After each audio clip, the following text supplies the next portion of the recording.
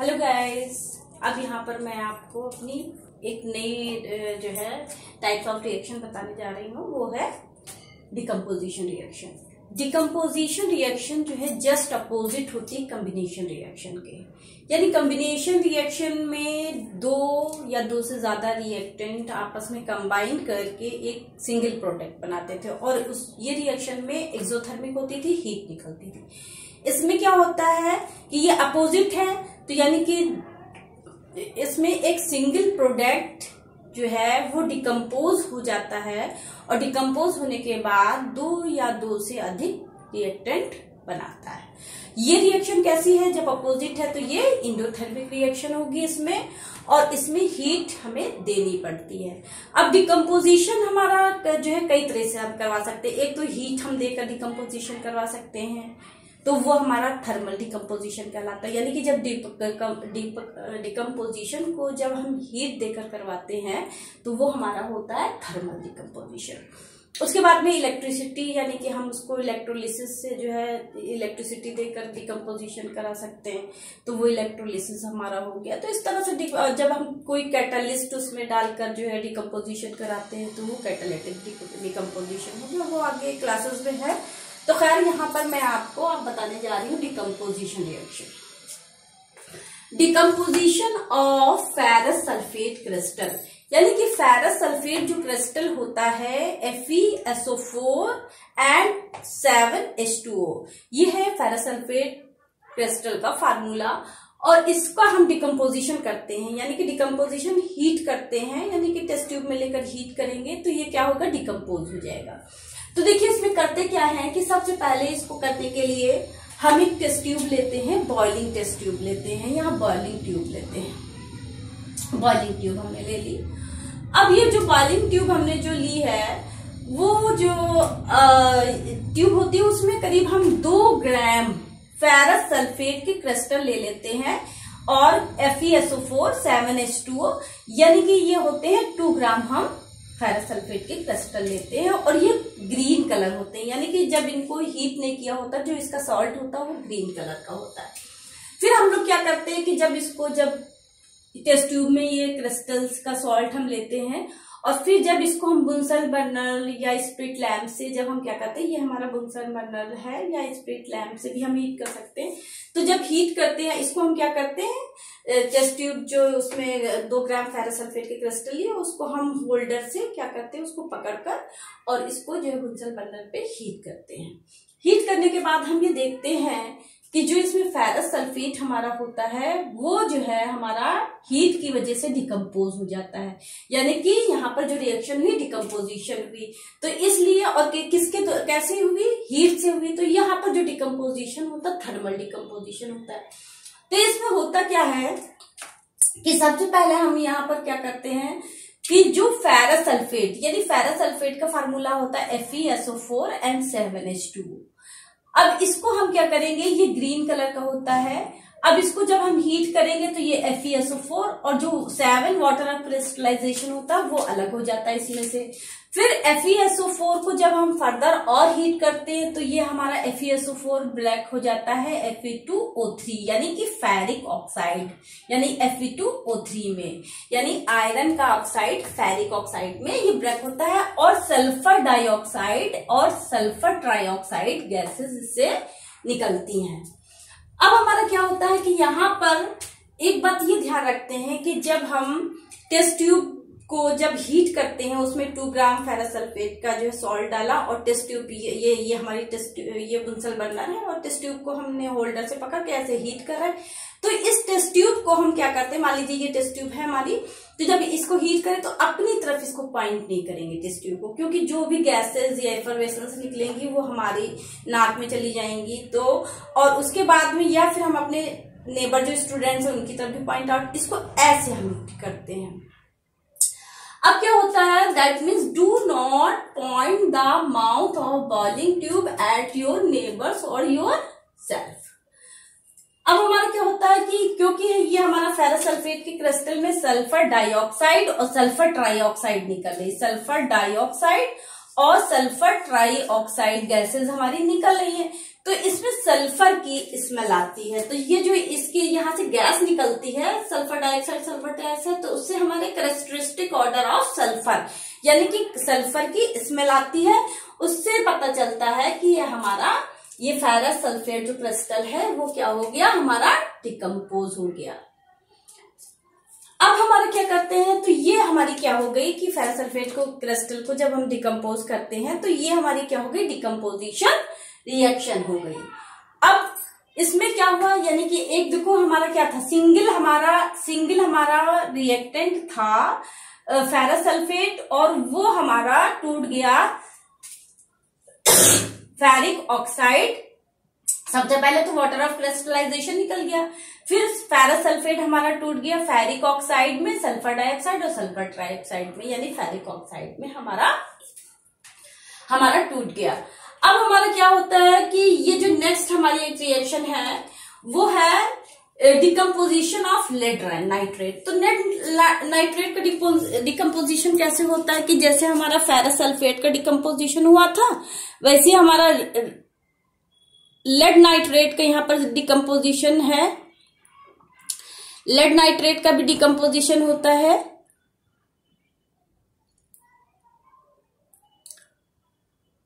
Lead nitrate का decomposition यहाँ पर हमने दिखाया है।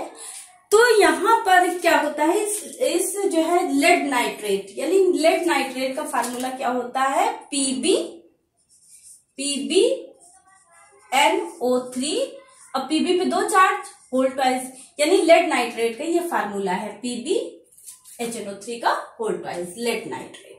तो अब हम इसमें क्या करते हैं, यहाँ पर भी टेस्ट ट्यूब हम लेते हैं और टेस्ट ट्यूब में 2 ग्राम्स हम क्या लेते हैं, लेड नाइट्रेट के क्रिस्टल्स हम 2 ग्राम लेते हैं, लेड नाइट्रेट के क्रिस्टल्स लेते हैं। अब इसमें क्या करते हैं, जब हम इसको हीट करते हैं, ये भी हमारा थर्मल डिकम्पोजिशन कर रहे हैं, तो जब हम हीट इसको करते हैं तो ये हमारा लेड ऑक्साइड में, किसमें, लेड ऑक्साइड में ये हमारा क्या हो जाता है, टूट जाता है, और हमारा नाइट्रोजन डाइऑक्साइड गैस निकलती है और ऑक्सीजन गैस निकलती है। यानी कि यहाँ पर एक सिंगल प्रोडक्ट जो हमारा था वो सिंपलर हमारे जो सिंपल रिएक्टेंट हमारा था वो सिंपलर हमारे प्रोडक्ट्स में टूट गया, लेड ऑक्साइड और NO2 और ऑक्सीजन गैस में, ये हमारा इसमें ब्रेक हो गया। तो ये हमारी क्योंकि हीट से हो रही है तो ये थर्मल डिकम्पोजिशन यानी ये डिकम्पोजिशन रिएक्शन हो गई हमारी। तो इसमें भी क्या करते हैं, इसको हम जो है ये टेस्ट ट्यूब होल्डर से पकड़ते हैं और एक ये बॉइलिंग ट्यूब में हम इसको हीट करते हैं, फ्लेम पर हीट करते हैं, इसमें भी हम बुनसन बर्नर का यूज करते हैं। तो ये भी हमारी एक डिकम्पोजिशन रिएक्शन थी। और ये दोनों डिकम्पोजिशन रिएक्शन हमारी कैसे हो रही थी, ये दोनों डिकम्पोजिशन रिएक्शन क्योंकि हमारी हीट से हो रही थी तो इसलिए हम इसको थर्मल डिकम्पोजिशन कहते हैं। अब हमारी नेक्स्ट डिकम्पोजिशन रिएक्शन जो आती है, नेक्स्ट रिएक्शन है, यहां पर हम बताने जा रहे हैं, नेक्स्ट रिएक्शन है यहाँ पर। तो नेक्स्ट रिएक्शन हम यहाँ पर आपको बताएंगे वो हमारी है decomposition of water bye electrolysis, यानी कि हम यहाँ पर वाटर का डिकम्पोजिशन करते हैं। और किससे डिकम्पोजिशन करते हैं, कैसे, इलेक्ट्रोलिसिस कहलाता है ये, क्योंकि बाई हम इलेक्ट्रिसिटी कर रहे हैं तो ये हमारा क्या कहला जाएगा, इलेक्ट्रोलिसिस कहलाएगा। अब देखो यहाँ पर हमारा होता क्या है कि यहाँ पर हम कुछ रिएक्शंस भी आपको बताएंगे कि कैसे करते हैं, डिकम्पोजिशन कैसे करते हैं, तो ये हम रिएक्शन भी बताएंगे। तो इसमें हम करते क्या है कि वाटर की इलेक्ट्रोलिसिस अगर सिंपल जो आपकी एनसीईआरटी में बताया है वो देखिए, इसमें क्या किया कि उन्होंने एक मग ले लिया है, एक ये प्लास्टिक का मग हमारा होता है, ये प्लास्टिक का मग है, ये प्लास्टिक का मग उन्होंने ले लिया और इस मग में जो है क्या हुआ, इसमें 2 हमारे छेद कर दिए, होल्स कर दिए। यहाँ पर ये दिख रहा है कि 2 होल्स हमने इस मग में कर दिए। अब ये जो 2 होल्स हमने जो यहाँ पर मग में किए और उसके बाद में हमने क्या कर दिया, यहाँ पर रबड़ स्टॉपर है, ये रबड़ स्टॉपर हमने लगा दिया।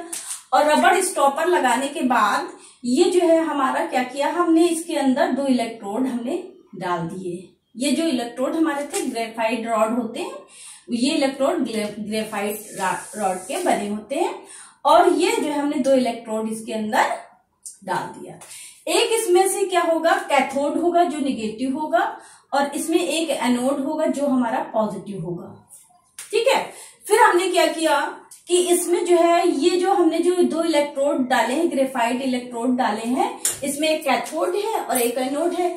फिर हमने क्या किया कि इस पर ये इलेक्ट्रोड जो है इन पर एक टेस्ट ट्यूब ले ली खाली, और उनको उल्टा करके हमने क्या कर दिया, इन इलेक्ट्रोड्स पर एक टेस्ट ट्यूब यहाँ रख दी खाली पानी से भरी हुई, और एक टेस्ट ट्यूब हमने यहाँ पर पानी से भरी हुई रख दी। ये वाटर से फिल्ड है टेस्ट ट्यूब।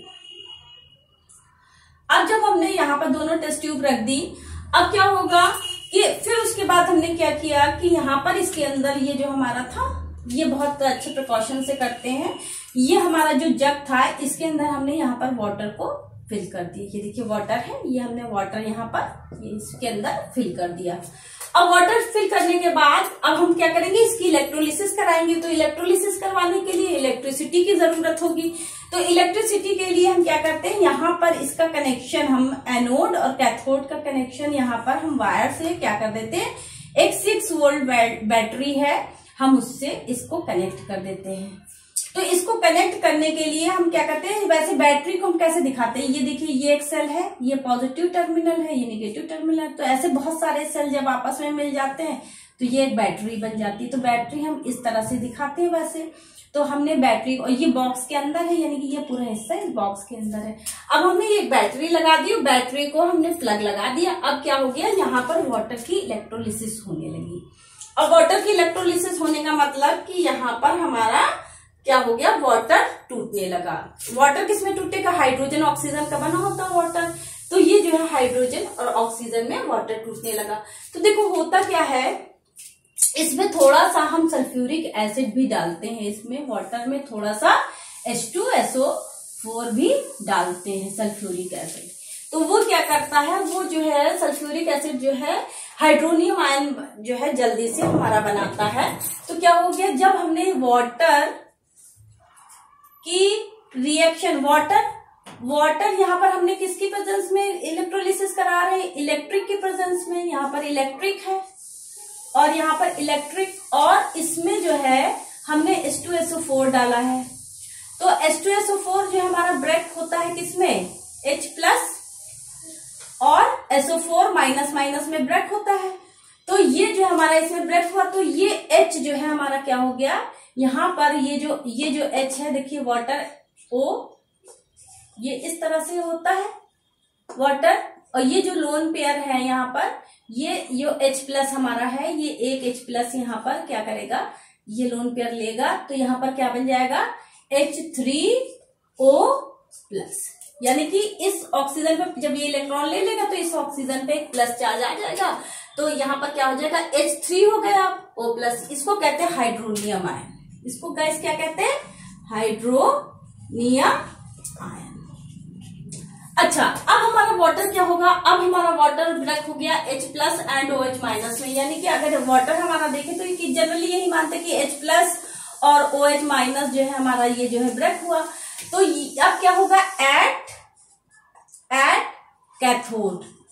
कैथोड हमारा कैसा होता है, निगेटिव चार्ज।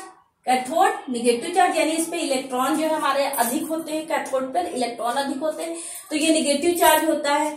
तो ये जो H+ हमारा होता है, ये यहाँ पर कैथोड पर जाता है और एक इलेक्ट्रॉन लेकर हाइड्रोजन में बदल जाता है। तो हाइड्रोजन एटम में चेंज हो गया। अब इसी तरह से जब 2 हाइड्रोजन एटम बन जाते हैं तो दोनों हाइड्रोजन एटम आपस में मिलकर हाइड्रोजन गैस बना लेते हैं। यानी कि हमारा ये कैथोड है, ये कैथोड है। तो देखो कैथोड माइनस चार्ज है और कैथोड पे हाइड्रोजन गैस बन रही है।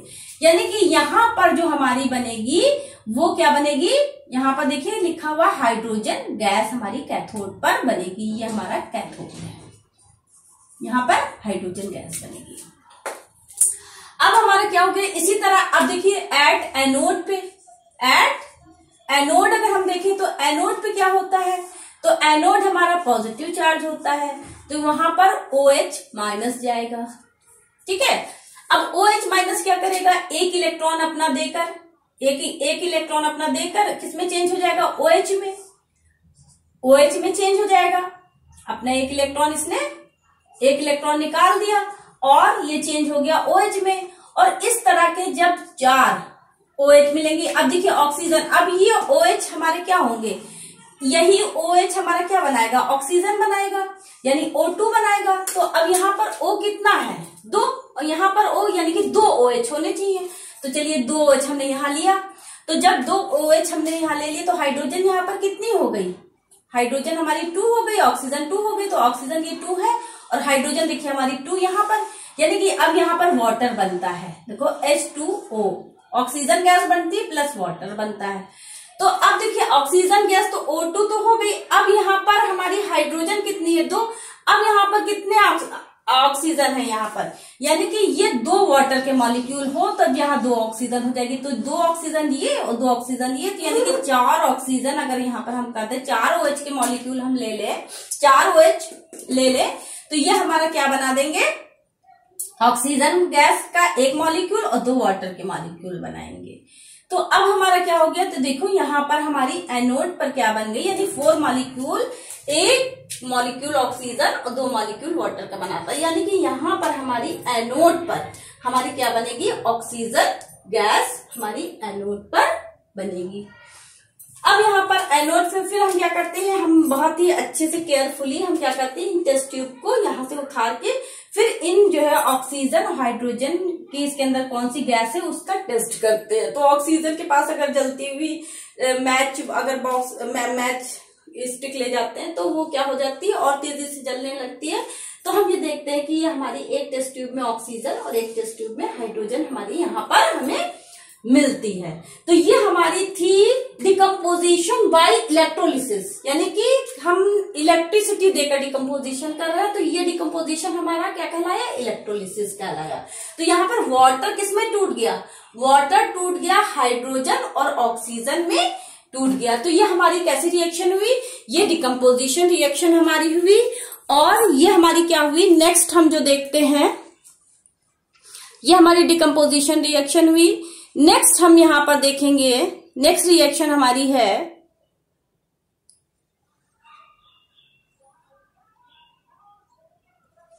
यहां पर हम दूसरी एक अपनी रिएक्शन देख रहे हैं जो आपके एनसीईआरटी में दी हुई है, वो है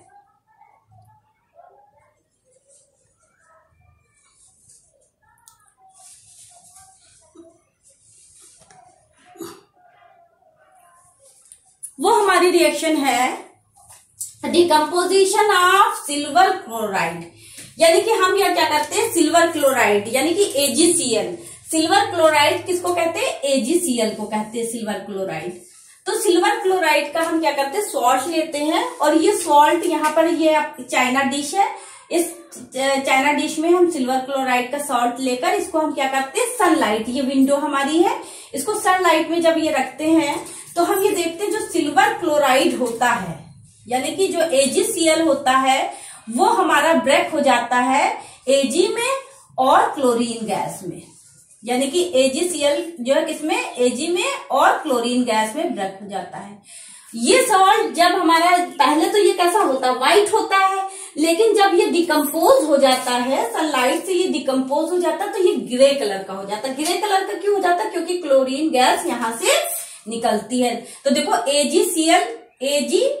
AgCl हमारा क्या हो गया, AgCl ब्रेक हो गया, Ag और Cl2 में ब्रेक हो गया और इसमें ये क्लोरीन गैस निकल गई और यहाँ पर 2 मॉलिक्यूल्स ऑफ Ag के हमारे यहाँ डिकम्पोज होके यहाँ पर आए हैं।